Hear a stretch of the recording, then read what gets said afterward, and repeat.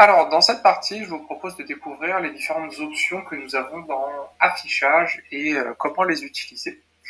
Ça va surtout être du coup du confort et de la modification de ce que vous avez affiché à l'écran. Donc, le premier élément, c'est ce que vous souhaitez afficher ou non les paramètres d'une requête. Donc, en gros, c'est la colonne de droite qui va disparaître. Je vous déconseille assez fortement de le décocher, sauf si à un moment vous avez besoin d'avoir vraiment beaucoup de place pour afficher votre tableau et vous cherchez à gagner du temps. Donc ici, typiquement, vous pouvez replier et décocher ici pour avoir le plus grand tableau possible. Mais globalement, quand vous travaillez, l'idéal, c'est quand même d'avoir les paramètres de requête qui s'affichent.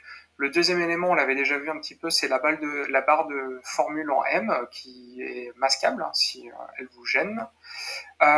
Autre fonctionnalité, donc c'est tout ce qui va être sur les données en elles-mêmes. Donc, est-ce que vous souhaitez avoir une police à espace de caractère fixe? Qu'est-ce que ça veut dire? C'est qu'en gros, n'importe quel caractère prendra la même place qu'un autre, et donc vous pouvez voir tout de suite voilà la largeur d'un texte. Je n'en ai jamais vraiment eu besoin, donc voilà, je vous le montre plus par acquis de conscience. Afficher les espaces blancs, donc typiquement les espaces centraux, les espaces à droite qui pourraient apparaître, donc par exemple des doubles espaces, et bien ici on peut tout à fait les décocher. Donc vous voyez là, il y a eu un petit mouvement sur le tableau, et donc si je le décoche, bien tout simplement les espaces blancs vont disparaître de mes valeurs. Vous pouvez le laisser par défaut, puisque comme ça au moins visuellement vous avez ce qui est réellement stocké dans les données.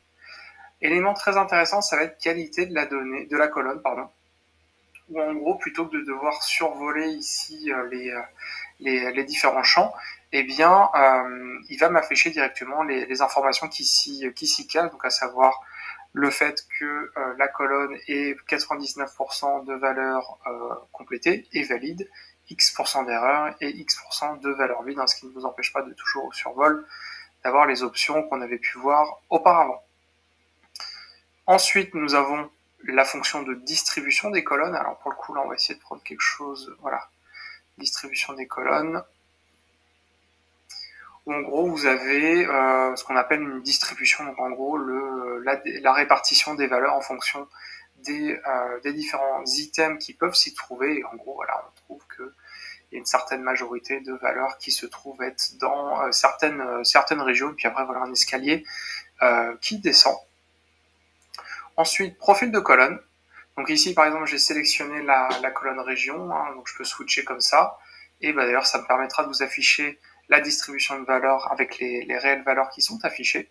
Et donc ici, il va me résumer, donc à savoir le nombre de valeurs qu'il a détectées. Alors pour rappel, ici on est sur les 1000 premières lignes, le nombre d'erreurs, le nombre de valeurs vides, le nombre de valeurs distinctes. Donc ça, c'est intéressant. On a 20 noms de régions différents, dont 2 qui n'apparaissent qu'une seule fois. Et ensuite, nous avons la distribution. Donc en gros, c'est réparti par combien de lignes possède la valeur Île-de-France. Donc c'est 14%. Et d'ailleurs, j'ai encore ici voilà, des possibilités de filtres qui apparaissent ici sur ces valeurs-là, la possibilité de rajouter des filtres. Donc c'est plutôt pratique quand on souhaite un peu découvrir un jeu de données, d'avoir ce type d'informations-là. On va ici décocher. Bon, alors là, un peu plus anecdotique, on a la fonction d'atteindre la valeur, si vraiment vous êtes perdu dans votre tableau, vous pouvez sélectionner par exemple latitude, et il va vous emmener directement à la colonne latitude. Ça a toujours le mérite d'exister. Au niveau des paramètres, donc on va parfois vous demander sur certaines manipulations d'autoriser l'accès, d'autoriser des choses, et donc de toujours devoir cliquer sur OK. Et donc pour éviter de devoir faire ça, vous allez pouvoir cliquer sur toujours autoriser, et donc vous évitez cette étape de validation au niveau de la valeur. Ensuite, nous avons l'éditeur avancé. Donc l'éditeur avancé, on va en avoir pas mal besoin par la suite pour apprendre à écrire le langage M. Et donc ici, en gros, c'est tout le code en fait qui a été généré sur toutes vos manipulations. On voit ici qu'on a beaucoup travaillé et que en gros, chacune de ces lignes correspondent à chacune des manipulations qu'on a réalisées. Donc on retrouve les termes ici, majuscule à chaque mot, colonne fusionnée, texte extrait entre les délimiteurs, etc., etc. Et donc, potentiellement, il me suffit de copier ce code et de le coller. Par exemple, je peux le donner à quelqu'un. Et si cette personne copie-colle dans l'éditeur avancé tout ce code-là, eh bien, il va pouvoir refaire et réimporter exactement le même tableau de bout. Donc ça, c'est quand même très très fort, même si on a les options de partage de flow dans Power BI Pro. On y reviendra plus tard. En tout cas, c'était super pratique en mode collaboratif et qu'on veut partager son code à quelqu'un, de pouvoir lui donner directement le code source de sa requête. Et autre élément qui est super intéressant, c'est les dépendances de requêtes. Par exemple, vous ne savez pas si vous pouvez aller supprimer... alors je vais essayer de l'agrandir un petit peu. Voilà. Si par exemple vous vous demandez si je peux supprimer telle colonne ou telle table, est-ce que ça va avoir un impact sur potentiellement d'autres tables? Eh bien, avec cette visualisation, vous allez pouvoir le voir. Donc par exemple, je vais zoomer un petit peu. Voilà, je vais me placer ici.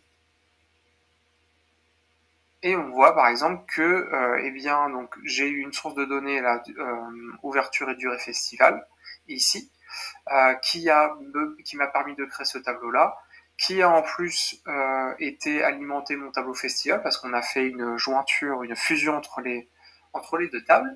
Et donc ce que ça veut dire, c'est que si je supprime ici cette table-là, horaire festival, eh bien je vais générer un bug, une erreur sur ma table festival. Donc ça, c'est plutôt intéressant. De la même manière, ma fonction, eh bien, je vois qu'ici, elle est utilisée. Donc si je la supprime, eh bien, cela va me générer des erreurs. A contrario, par exemple ici, quand on a fait nos exemples de fractionnement, on voit qu'on n'a aucun lien. Et d'ailleurs, il y a beaucoup de, là, par exemple, population par région, en l'état. Celle-ci, elle est toute seule. Je n'ai pas besoin de poser trop de questions sur sa suppression. En fait, je vois tout de suite que c'est possible. Et ainsi de suite. Voilà, donc c'est vraiment super intéressant pour aller vérifier un petit peu les interdépendances qui peuvent exister entre les différentes tables.